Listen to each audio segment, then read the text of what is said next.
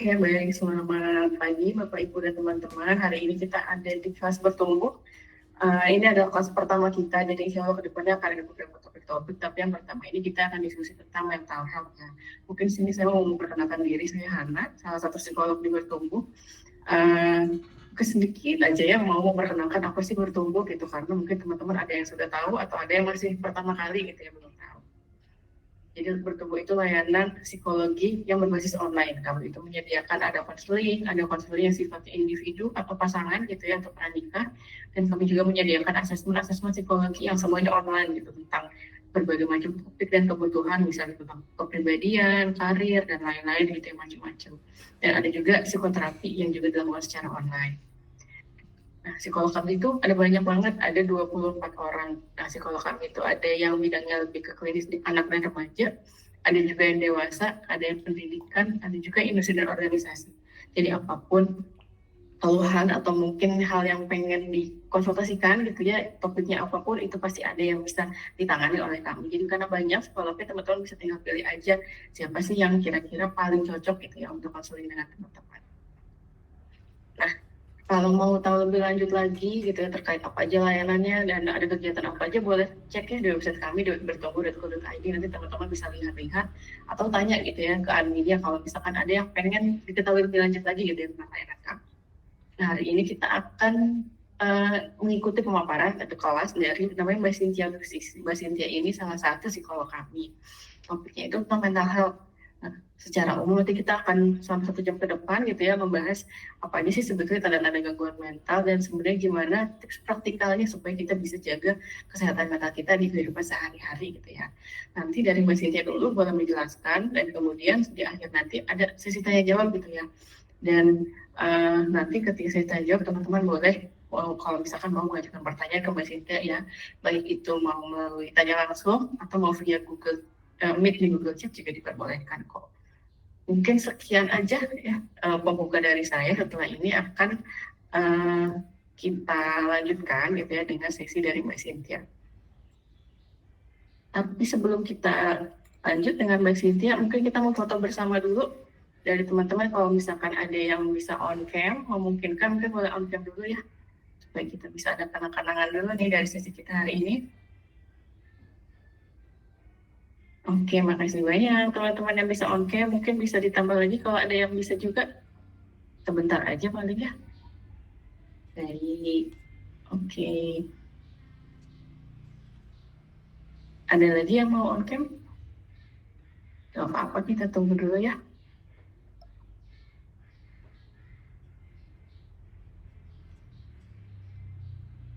Oke, kita sebentar ya. Kita coba foto dulu ya. Saya buat hitung. 1, 2, 3. Oke. Baik, makasih teman-teman. Nah, berikutnya akan saya persilakan untuk Mbak Cynthia ya, kalau misalkan mau mulai untuk memaparkan materi. Terima kasih.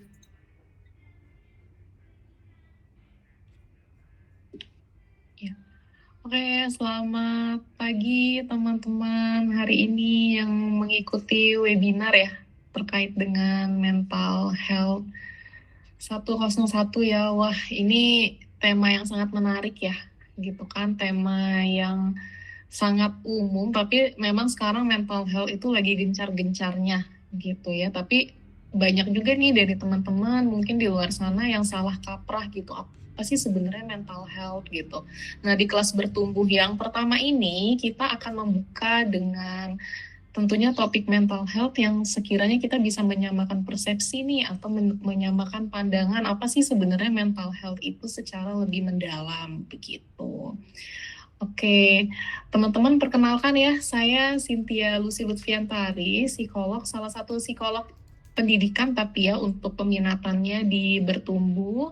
Untuk S1-nya dulu saya mengenyam pendidikan di Fakultas Psikologi Universitas Tarumanegara di Jakarta dan kemudian melanjutkan S2 Magister Psikologi Profesi di Universitas Gadjah Mada Yogyakarta. Nah, untuk spesialisasinya atau biasanya klien yang saya tangani itu adalah yang pertama kebanyakan keluhannya itu tentang pengembangan diri secara umum, bukan non-klinis ya teman-teman. Dan kemudian ada juga terkait dengan parenting atau pola asuh, relasi pertemanan, asmara, dan keluarga. Kemudian permasalahan akademik, misalnya seperti stres akademik, kemudian prokrastinasi, dan sejenisnya begitu. Oke, untuk hari ini siap belajar ya kita semua ya teman-teman di sini. Nanti boleh kalau apabila ada pertanyaan, boleh dituliskan di kolom chat seperti itu. Atau misalnya mau raise hand ya Kak Hana ya itu boleh banget gitu. Jadi di sini kita sharing kemudian kita diskusi juga gitu. Belajar bareng-bareng. Oke, boleh di next Kak Hana. Nah, pertanyaan pertama, aku mau tanya dulu nih ke teman-teman semua, apa sih yang teman-teman pikirkan ketika pertama kali mendengar kata kesehatan mental atau mental health? Mungkin boleh ditulis di kolom chat dulu ya. Nah, apa nih kata-kata atau pikiran pertama ketika kita atau teman-teman mendengar kata mental health atau kesehatan mental? Mungkin boleh di-sharing di kolom chat gitu ya. Apapun itu jawabannya bebas. Tidak ada yang salah dan tidak ada yang benar gitu. Jadi jangan takut untuk menuliskan pandangan teman-teman terkait apa kesehatan mental begitu.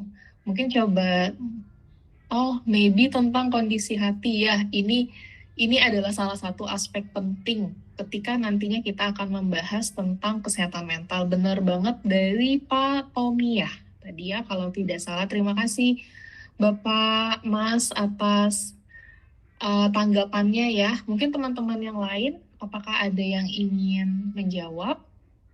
Boleh apapun itu jawabannya gitu. Oke, ya terima kasih ya Pak Tommy sudah memberikan jawabannya yang menarik. Boleh kita next ke Hana. Nah, jadi kesehatan mental itu adalah atau mental health ya dalam bahasa kerennya ya, bahasa Inggrisnya ya gitu. Jadi secara umum ini adalah kondisi kesejahteraan seseorang yang mencakup apa sih? Jadi ada 3 aspek utama ya yang biasanya akan kita bahas ketika di mental health gitu. Yang pertama adalah dari sisi emosional, kemudian psikologis dan sosial yang memungkinkan seseorang untuk mengatasi tekanan hidup. Karena kan hidup tidak selalu lurus dan nyaman ya teman-teman.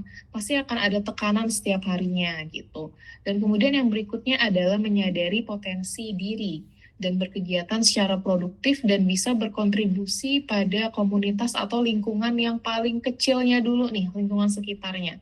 Gitu. Jadi mental health ini adalah seseorang yang tentunya bisa berbaur gitu, berbaurnya atau berkontribusinya tidak harus dalam komunitas yang besar banget gitu, tapi terhadap lingkungannya sendiri dulu gitu. Nah, jadi mental health ini adalah hak asasi manusia yang mendasar gitu, dan sangat penting atau berguna bagi tentunya untuk perkembangan pribadi kita sendiri sebagai manusia, kemudian sosial ekonomi, hingga komunitas individunya. Oke, next.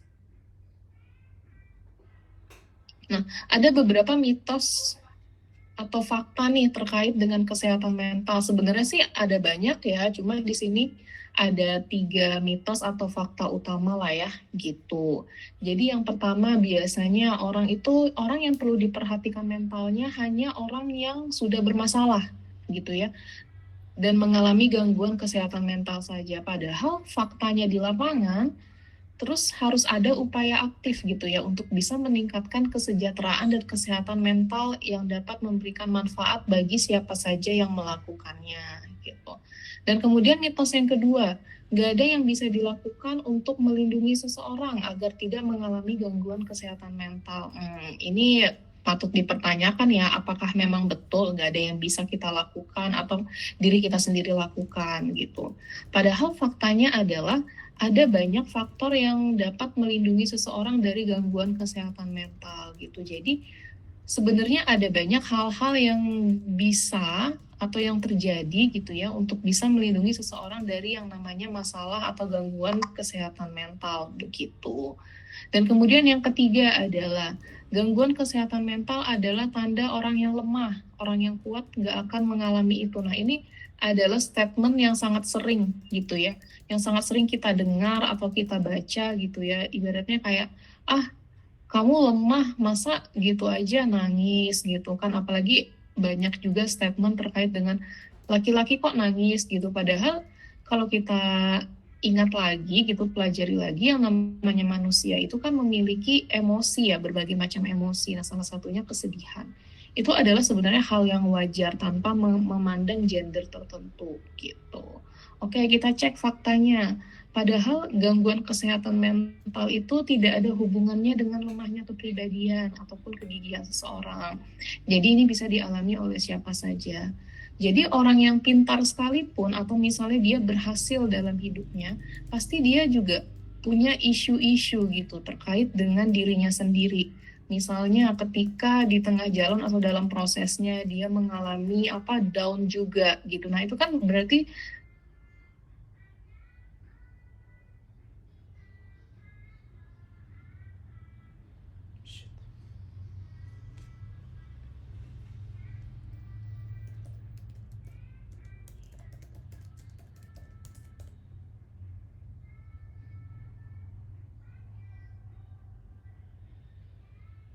kesehatan mental itu perlu dijaga.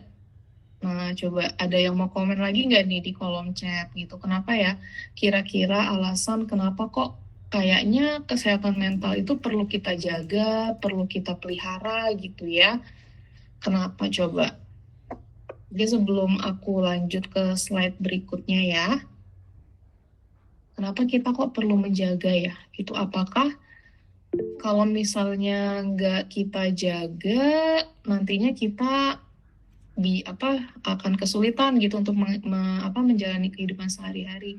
Nah, ini sudah ada beberapa teman-teman yang menjawab ya, coba aku baca dulu. Wow, bener banget nih biar bisa survive gitu ya. Wah, apalagi di era sekarang kayaknya hidup lagi berat-beratnya nih ya, Kak, gitu. Bener banget biar bisa survive gitu ya. Itu adalah sebenarnya salah satu jawaban utama gitu ya. Dan kemudian dari Kamega juga biar makin waras. Wah, ini bener banget nih biar kita hidup tuh makin waras ya gitu di tengah gonjang-ganjing gitu ya. Dan kemudian dari Kanadila juga karena kesehatan mental itu penting banget. Juara, betul. Apalagi ketika kita menjalani banyak aktivitas. Nah, iya kalau kita nggak bisa ngatur diri kita sendiri, itu tentunya akan kesulitan ya untuk memelihara mental gitu. Nah, bukti menyayangi diri sendiri, wah, kemudian biar bisa selaras dengan alam gitu, oke. Dan biar bisa menjalani kehidupan secara normal gitu ya. Oke, ini jawabannya pada keren-keren banget dan sangat sangat mencerminkan gitu ya, sangat relate gitu dengan kehidupan kita saat ini gitu. Oke, boleh di next Kak.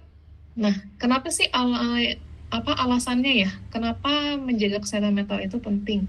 Yang pertama, karena apa? Karena kesehatan mental itu adalah sesuatu hal yang tentunya akan mempengaruhi kesejahteraan atau kenyamanan hidup kita. Sejahtera di sini adalah berarti bahagia, kemudian puas menjalani hidup dan mampu berstrategi untuk bisa menghadapi tantangan hidup. Bukan berarti hidup itu bahagia terus, puas terus, tapi kita ketika menghadapi yang namanya masalah atau tantangan, kita bisa tuh untuk berstrategi. Gimana sih caranya untuk bisa menghadapi masalah yang kita sedang hadapi ini gitu.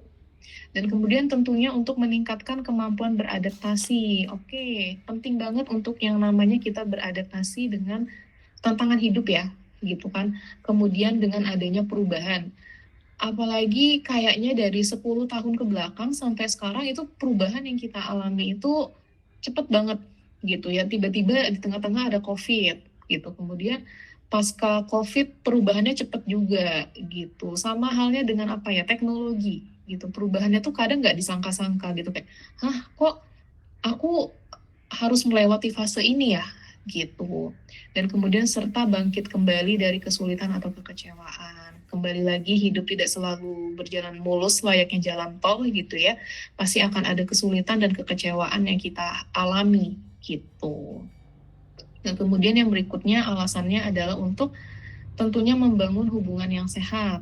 membantu kita menjalin komunikasi yang baik gitu ya, berinteraksi tentunya secara optimal dan membangun hubungan yang positif dengan keluarga, teman dan sekitar. Jadi sebenarnya hubungan yang sehat ini tidak harus dengan banyak orang gitu, tapi mungkin kita memiliki beberapa orang tertentu ya yang bisa membantu kita untuk menjalin hubungan yang sehat di kehidupan sehari-hari gitu. Kemudian tentunya untuk meningkatkan produktivitas, betul, karena kalau misalnya ada isu dengan mental health, itu pasti produktivitasnya akan terganggu gitu. Mental yang sehat bisa menjaga tentunya untuk meningkatkan konsentrasi gitu ya. Dia bisa mindful, bisa fokus dengan apa yang sedang dia jalani saat ini. Kemudian memiliki motivasi dan kemampuan berpikir jernih. Karena kalau misalnya kita menentukan keputusan, itu tentunya kita harus dalam keadaan berpikir yang jernih gitu. Oke, next. Nah, kemudian untuk mendukung kesehatan fisik gitu ya. Jadi pikiran yang sehat itu dapat mendorong kebiasaan yang baik untuk tubuh gitu ya. Jadi pepatah terkenal ya, kayak di dalam tubuh yang sehat terdapat jiwa yang kuat gitu. Karena olahraga dengan mental health itu, atau kesehatan mental itu berkaitan erat gitu. Berkaitan erat gitu ya. Jadi dengan olahraga kita itu tanpa sadar bisa loh mengurangi atau menenangkan diri ya dari yang namanya stres begitu. Dan kemudian tentunya nah ini yang paling utama ya untuk mengurangi stres dan kecemasan gitu ya. Membantu mengurangi stres dan kecemasan membuat seseorang merasa lebih damai dan mampu menyikapi masalah dengan bijak. Kita hidup nggak mungkin nggak ada stresnya, nggak ada cemasnya.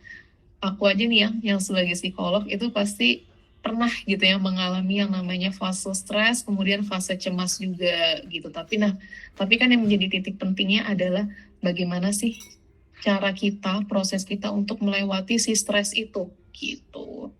Dan kemudian mengeluarkan potensi diri. Nah, memungkinkan seseorang untuk mengeluarkan potensi dirinya secara penuh dan mencapai tujuan hidup. Contohnya gampangnya gini ya.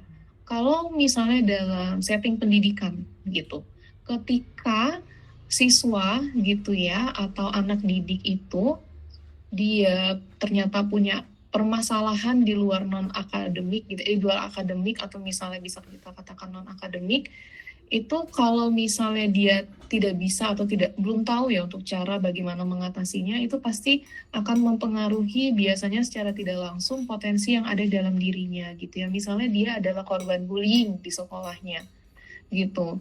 Nah, dan karena dia korban bullying, jadinya akan muncul tuh rasa rendah dirinya gitu ya. Kemudian kepercayaan dirinya menjadi menurun sehingga padahal sebenarnya dia punya potensi gitu ya, potensi yang bagus banget. Tapi karena itu tadi adanya masalah mungkin trauma ketika dibully, kemudian masalah ketidaknyamanan gitu ya dengan lingkungan sosialnya, jadi dia nggak leluasa gitu untuk memunculkan potensi yang dia miliki. Dia takut gitu.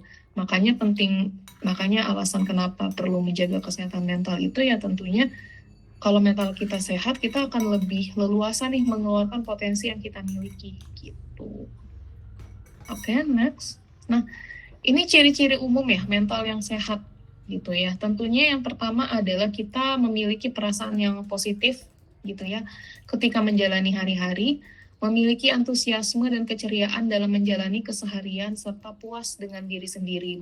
Bukannya selalu merendahkan atau bukannya selalu membanding-bandingkan dengan orang lain.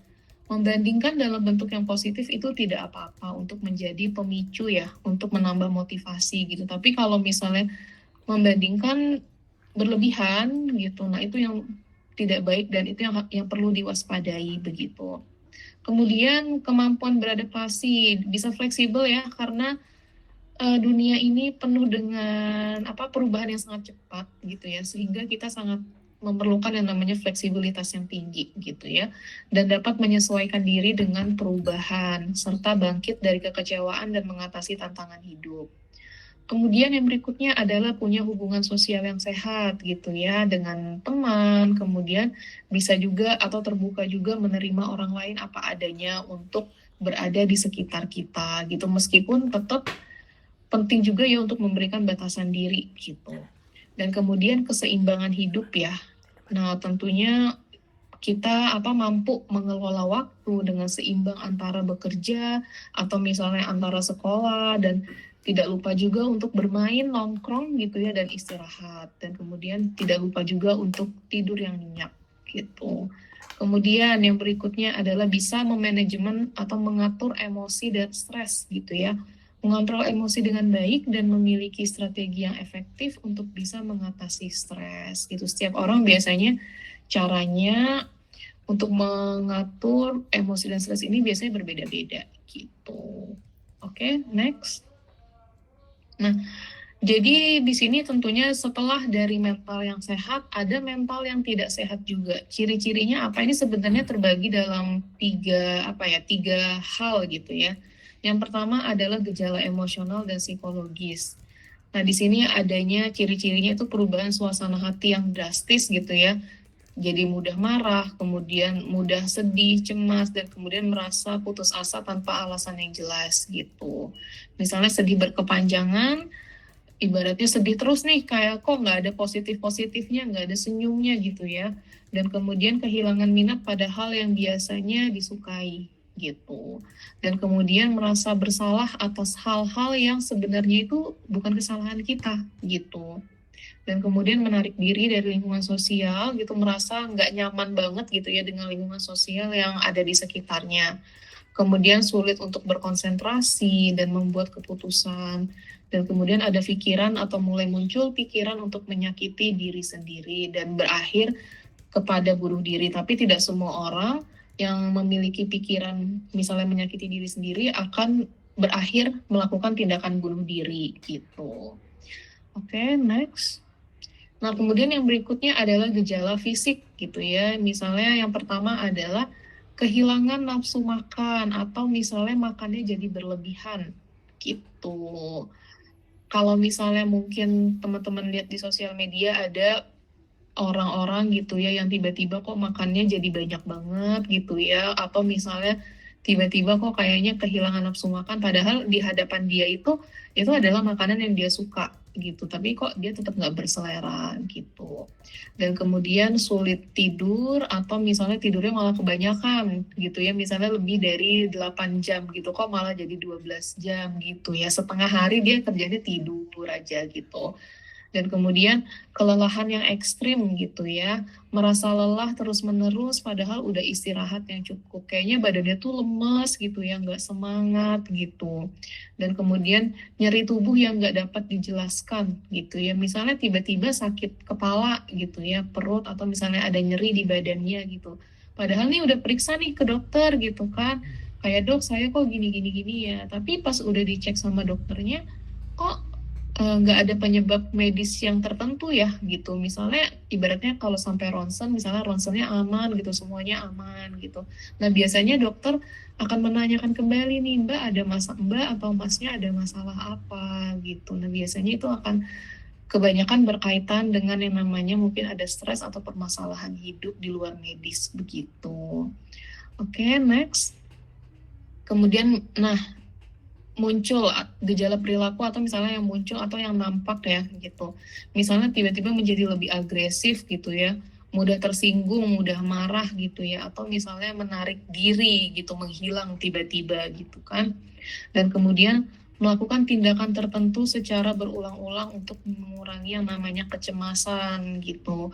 Misalnya cuci tangan berkali-kali bisa lebih dari 5 kali atau 10 kali dalam satu waktu gitu ya. Untuk alasannya katanya dia takut kena kuman, padahal kan udah dicuci berkali-kali gitu. Nah ini kan berarti kan ada kayak mungkin kita lihat kayak sedikit wah ada yang lain nih gitu. Dan kemudian yang berikutnya adalah penyalahgunaan zat atau konsumsi alkohol atau obat-obatan terlarang untuk mengatasi yang namanya stres. Jadi pelarian atau pengalihan stresnya itu malah dengan cara-cara yang tidak baik ya gitu, cara-cara yang nggak sehat gitu. Dan kemudian merusak diri sendiri, misalnya kayak menyayat, kemudian membakar diri, atau misalnya melakukan tindakan-tindakan berbahaya lainnya. Mungkin kalau menurut kita yang baik-baik aja tuh kayak serem gitu ya. Tapi untuk mereka yang mengalami masalah atau gangguan mental, itu adalah salah satu peralihan juga gitu, pengalihan juga gitu ya, untuk bisa meredam misalnya ketidaknyamanan yang mereka alami atau rasakan gitu. Oke, next. Nah, oke, gimana sih pengaruh mental yang tidak sehat pada kehidupan sehari-hari? Boleh drop jawabannya lagi ya di kolom chat. Coba bayangin nih teman-teman, atau misalnya teman-teman lagi mengalami kayaknya aku lagi nggak baik-baik aja deh gitu. Itu apa sih yang teman-teman rasain gitu? Atau kira-kira dalam bayangan teman-teman apa tuh pengaruhnya gitu ya pada kehidupan sehari-harinya teman-teman gitu. Coba boleh di drop seperti biasa di kolom chat ya, gitu. Oke, gampang marah sama hal kecil, gak mood, bener banget gitu ya. Jadi apa? Jadi lebih sensitif ya, gitu. Padahal mungkin sebelumnya nggak suka marah-marah nih, tapi kok ada hal kecil aja kesenggol dikit aja langsung marah atau nggak mood gitu. Oke, kerjaan jadi keteteran, betul. Kalau kerjaannya keteteran, jadinya performa kinerja menurun. Wah, ini benar banget. Ini adalah efek yang biasanya kita rasakan gitu ya. Apalagi kalau misalnya ada masalah-masalah di kantor ya gitu yang bikin gak semangat gitu ya. Misalnya ada masalah di rumah gitu ya. Misalnya udah berkeluarga gitu dengan pasangan, itu bisa berefek ternyata ke pekerjaan juga gitu. Ganggu banget, betul. Emosi jadi meledak, kadang tahu-tahu nangis sendiri, endingnya ke self harm. Nah, ini yang tentunya harus kita waspadai ya ke self harm itu gitu. Nah, betul, malas ngapa-ngapain. Jadi lupa nih sama apa sih yang sebenarnya harus kita capai gitu ya. Tadinya tuh awalnya semangat banget gitu. Tapi karena kita di pertengahan jalan mengalami isu mental health gitu, tiba-tiba jadi nggak semangat lagi gitu untuk mencapai tujuan atau apa tujuan kita gitu. Jadi nggak fokus. Loh, bener banget ini. Jadi nggak fokus gitu ya. Kemudian nggak mau ketemu orang, bahkan bisa banget diem di kamar seharian, nggak ada energi buat ngomong atau ketemu orang, betul. Jadi nggak mood ya gitu kan, jadi kemana-mana efeknya malah jadi mungkin tadinya kita ceria gitu ya, cheerful gitu, suka ngobrol, tiba-tiba karena ada masalah jadinya tuh males gitu kan, nggak mau ketemu sama orang-orang gitu, nggak semangat, pengennya di kamar aja. Wah, ini jawaban teman-teman benar semua. Oke, terima kasih ya teman-teman sudah menjawab ya gitu. Boleh di next, Kak. Oke, nah ini apa, kita kenali dulu ya tanda-tanda kita itu butuh bantuan psikologis itu apa aja gitu tanda-tandanya gitu ya. Nanti kita bisa coba lihat juga ya ke diri kita ya gitu ya. Apakah kita merasakan perasaan yang ini, perasaan-perasaan yang tidak nyaman ini, atau so far masih oke, masih bagus gitu. Yang pertama adalah perasaan dan pikiran. Ini adalah aspek pertama ya gitu. Misalnya kita merasakan perasaan yang tertekan, cemas atau sedih yang berkepanjangan gitu ya. Kemudian ada perubahan suasana hati yang ekstrim, kecemasan yang berlebihan. Cemas itu wajar teman-teman dalam kehidupan, tapi kalau misalnya udah berlebihan dan dirasa sulit dikendalikan, nah itu menjadi tanda-tanda gitu ya, kita butuh bantuan psikologis. Kemudian berpikir untuk melukai diri sendiri atau bahkan orang lain gitu ya. Kemudian mengalami yang namanya waham gitu ya, waham atau halusinasi gitu ya.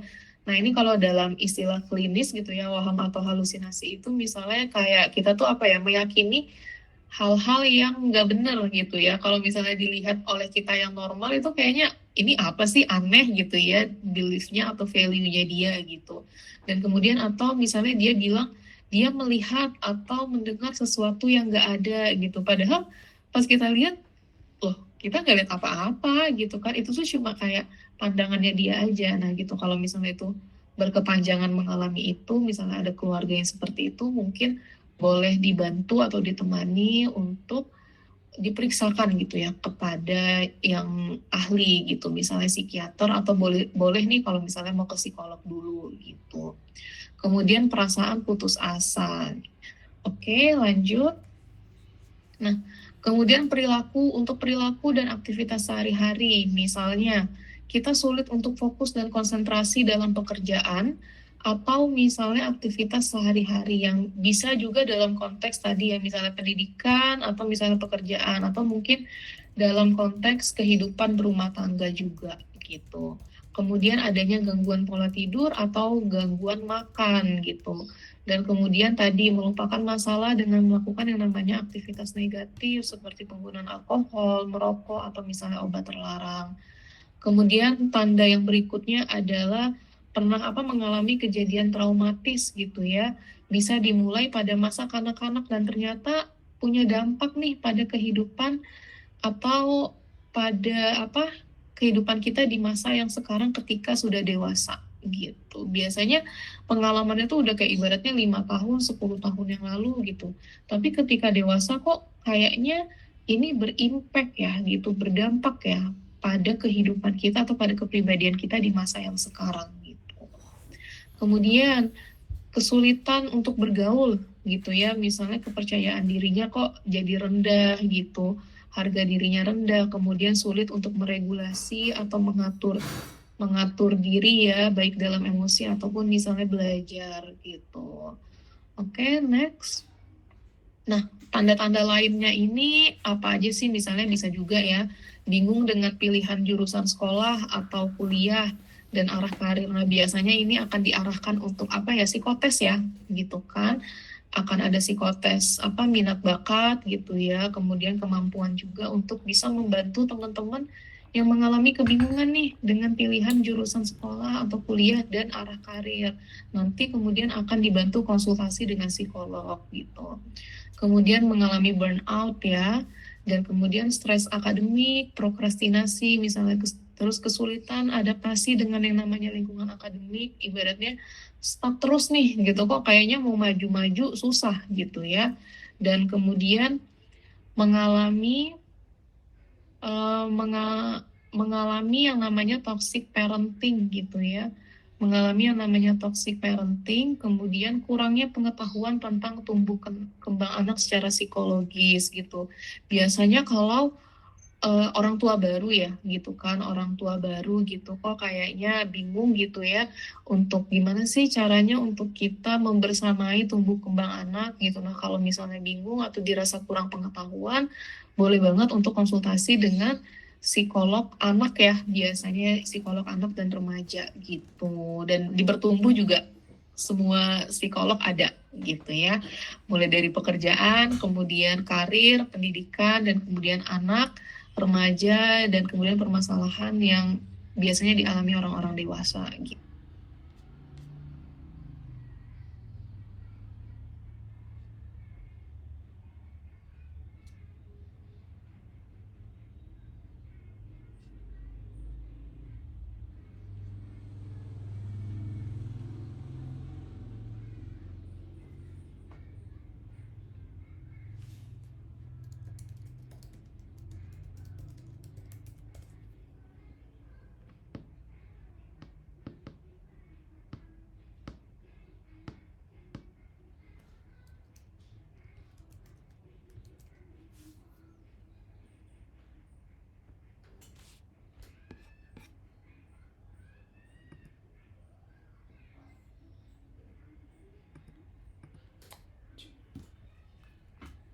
Jiwa. Jika sudah menghambat aktivitas sehari-hari dan gaya hidup normal penderitanya. Apalagi kalau mengganggunya atau menghambatnya itu udah lama banget gitu durasinya gitu ya. Bukan berhari-hari lagi, bukan berminggu-minggu lagi, tapi bisa berbulan-bulan gitu. Fasenya kok nggak selesai-selesai gitu. Nah, itu kalau udah seperti itu atau ada keluarga yang seperti itu boleh dibantu untuk diarahkan untuk konsultasi atau periksa gitu. Oke, next. Nah, jenis-jenis permasalahan kesehatan mental ini yang kebanyakan ya yang dialami ya gitu, yang saya ambil ya. Yang pertama adalah depresi. Pasti teman-teman udah nggak asing dengan istilah ini. Depresi itu apa? Secara umum depresi itu adalah perasaan sedih atau merasa sedih yang berkepanjangan dan kehilangan minat terhadap aktivitas sehari-hari yang biasa dilakukan gitu. Kemudian gangguan kecemasan. Gangguan kecemasan itu misalnya merespon situasi atau masalah yang dialami dengan perasaan yang takut, cemas, dan khawatir tapi berlebihan gitu ya. Bahkan ada alasan-alasan yang malah nggak jelas gitu, kayak alasannya nggak jelas, kemudian nggak spesifik juga gitu. Kenapa kok dia tiba-tiba jadi takut, jadi cemas gitu. Kemudian ada gangguan bipolar. Gangguan bipolar ini gangguan apa ya? Perubahan ekstrim pada suasana hati ya. Bisa tiba-tiba dia gembira gitu ya. Kemudian gak lama gitu berubah juga jadi sangat sedih secara drastis seperti itu gitu. Kemudian yang berikutnya adalah skizofrenia gitu ya. Ini gangguan psikosis yang dapat mengacaukan pikiran, kemudian ingatan dan perilaku. Sehingga penderitanya itu sulit membedakan kenyataan yang mana yang benar gitu ya dengan pikirannya sendiri. Nah, kurang lebih seperti itu gitu. Oke, next. Kemudian yang berikutnya adalah gangguan makan gitu ya. Perilaku pola makan yang nggak tepat dan dapat menyebabkan masalah kesehatan yang serius baik pada fisik maupun emosi. Mungkin teman-teman pernah dengar istilah apa ya, anoreksia, bulimia gitu ya. Biasanya banyak tuh film-film luar yang mengangkat isu itu gitu ya, dan kemudian memang korbannya itu penderitanya kebanyakan perempuan biasanya. Misalnya sangat terobsesi dengan yang namanya kurus gitu ya. Padahal kalau kita lihat nih gitu, badannya udah kurus gitu, apalagi yang mau dikurusin gitu kan. Badannya udah ideal, apalagi nih yang mau dikecilin gitu kan. Tapi itu menurut dia adalah persepsi atau value yang salah gitu. Dia kayak nggak pernah puas gitu kan. Jadi misalnya di depan orang gitu makannya banyak gitu kan. Tapi nanti tiba-tiba dia izin ke toilet buat ngebuang atau memuntahkan makanannya gitu. Nah, itu adalah salah satu jenis gangguan mental atau permasalahan mental dalam hal gangguan makan ya gitu. Kemudian gangguan obsesif kompulsif gitu ya.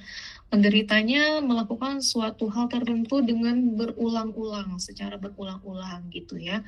Untuk apa sih tujuannya sebenarnya? Ya untuk mengurangi kecemasan yang dia rasakan, yang ada dalam pikirannya gitu ya. Misalnya dia mencuci tangan berulang kali karena apa? Karena takut terserang penyakit, tapi dia udah berkali-kali nih, gitu, bahkan lebih dari 5 kali. Atau misalnya bolak-balik ngunci pintu gitu ya, bolak-baliknya udah lebih dari 3 kali gitu. Dan kemudian yang terakhir atau yang berikutnya adalah post traumatic stress disorder atau ya PTSD lah gitu ya istilah kerennya atau singkatannya gitu. Jadi ini adalah gangguan mental yang dipicu oleh apa? Pengalaman atau kita menyaksikan peristiwa yang mengerikan bahkan mengancam jiwa gitu ya. Sehingga apa? Sehingga menimbulkan trauma. Misalnya mengalami kecelakaan tapi kita menjadi satu-satunya yang hidup dalam kecelakaan itu pasti akan menjadi ingatan yang cukup mengerikan gitu ya bagi penderitanya gitu. Dan kemudian kekerasan fisik atau misalnya mengalami bullying gitu ya, pelecehan seksual, kemudian bencana alam, peperangan misalnya dialami oleh tentara gitu ya. Mungkin pas perang itu ada bom dan segala macam, dan kemudian ketika dia kembali ke kehidupan normalnya, pas ada suara yang kencang banget gitu, dia menjadi lebih sensitif dan menjadi lebih kayak parno gitu, jadi takut gitu. Padahal mungkin kalau kita yang dengar biasa aja kok suaranya gitu ya, karena itu tadi, karena dia punya PTSD itu. Makanya ketika merespon sesuatu atau suara yang menurut dia berlebihan itu nggak wajar responnya gitu. Oke, boleh next. Nah, kemudian ada juga tipikal yang normal bermasalah. Ini apa ya? Mungkin ini agak asing ya istilahnya gitu ya. Ini apa?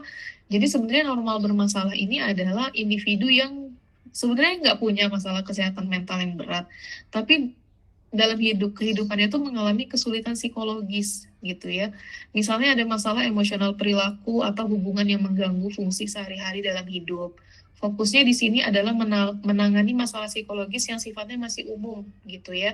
Biasanya intervensinya cukup dengan konseling atau misalnya psikoedukasi. Contohnya adalah misalnya depresi ringan, kemudian perilaku yang toksik, masalah perilaku anak, overthinking gitu ya. Yang bikin beda dengan gangguan mental adalah skala keparahannya gitu ya. Di asesmennya mungkin skala parahnya itu nggak yang ibaratnya nggak yang tinggi banget gitu, dan kemudian perlu penanganan yang lebih intensif gitu ya. Kalau misalnya gangguan mental biasanya bisa juga dengan bantuan obat gitu, serta biasanya kriteria diagnosisnya itu agak berbeda gitu.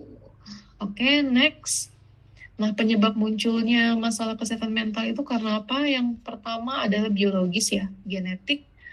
kemudian misalnya ada riwayat keluarga, kimia otak, kemudian paparan saat hamil, adanya infeksi gitu. Oke, next. Kemudian boleh di next, faktor psikologisnya misalnya trauma dan stres, atau misalnya kehilangan orang terdekat atau terkasih, adanya perasaan negatif seperti rendah diri, nggak mampu gitu ya. Kemudian adanya pola asuh, misalnya terlalu protektif atau kurang perhatian, dapat meningkatkan gangguan risiko atau gangguan mental terhadap anak gitu. Oke, next. Nah, faktor lingkungan juga bisa adanya karena kekerasan dan pelecehan di lingkungan keluarga yang nggak aman gitu ya. Kemudian lingkungan sosial, adanya diskriminasi, stigma gitu. Dan kemudian penyalahgunaan zat dan adanya tuntutan yang atau beban yang sangat berat gitu ya, dan mengalami stres gitu. Oke, boleh di next. Nah, tipsnya apa? Tentunya tidur yang cukup ya. Ini mau nggak mau itu adalah yang utama gitu ya. Kemudian olahraga yang teratur, boleh olahraga yang ringan atau olahraga yang disenangi gitu. Ini bisa membantu untuk menenangkan pikiran dan mengurangi stres. Kemudian makan makanan yang bergizi, dan kemudian kelola stres, lakukanlah aktivitas yang menyenangkan, misalnya hobi untuk membantu mengurangi stres. Kemudian terhubung dengan orang lain gitu ya. Jadi apabila ada kesulitan bisa meminta tolong juga nih terhadap orang-orang terdekat gitu. Oke, boleh di next. Nah, kemudian praktikkan relaksasi gitu ya. Coba teknik relaksasi seperti pernafasan dalam, kemudian atau misalnya meditasi untuk menenangkan pikiran gitu.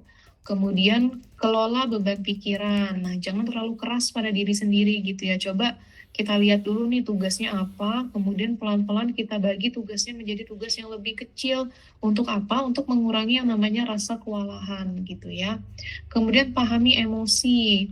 Nah, pahami cara mengekspresikan emosi dengan cara yang sehat, seperti apa misalnya journaling gitu ya, atau misalnya melakukan kegiatan yang berhubungan dengan seni, menggambar, atau misalnya mewarnai, atau menyanyi, dan lain-lain.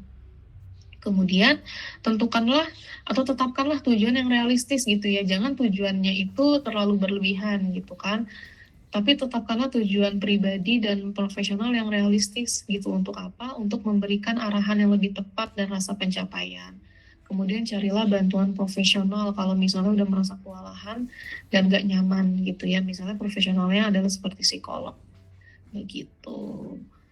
Oke, sekian presentasi dari saya. Terima kasih atas waktunya, dan boleh dengan waktu yang dengan sisa waktu yang ada kita bisa sharing atau tanya jawab gitu. Oke.